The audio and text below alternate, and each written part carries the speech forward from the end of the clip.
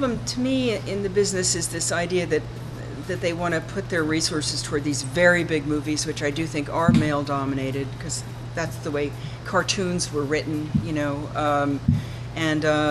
I think that the audience actually, I'm so glad you said we're all character actors, because I think actually the audience is very interested in lots of different kinds of individuals. And I think women love to see lots of different kinds of women. They find it exciting and inspiring, and so I just feel like cable's actually, you know, picked up the ball and is running with it in terms of giving people stories about real life that that have some impact on the audience, and I do think that there's an opportunity now for the studios to not lose these big sections of the audience to television. There's no reason why all these different stories can't find other. You're right. It does seem that cable tells stories about real life and real people that the big screen just isn't doing anymore. I mean, would you agree with that? Absolutely. Yeah, absolutely.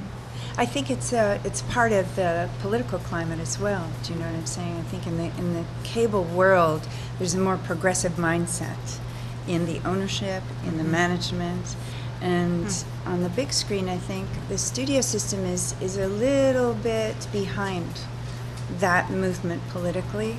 So hopefully, with the new administration, we can move the whole thing and open up the big screen again. Because I think what you're saying, kind of what you're implying as well, is correct. It's not quite as broad. It's a little narrow. And it's unfortunate, yeah, because that's like, for all of us, I'm assuming I'm speaking for all of us, that was the wonderful thing about going to the movies and, you know, just being taken away for, you know, 2 hours and then being able to talk about it afterwards, you know, over a piece of cake or something. You don't have that anymore. That's true. You know, I think I've noticed, because we run this little theater, that with the last 8 years, and actually since 9/11, people want to come together. They feel solace in the group, and so they're going, I think, to a lot of cultural events. But movies, you know, the theaters, I don't know, I feel like we could spruce them up besides just making them 3D, so it's more of a destination and more special, you know, so the money can go into the theaters and not just the popcorn and the candy, but, you know, make it special again, you know.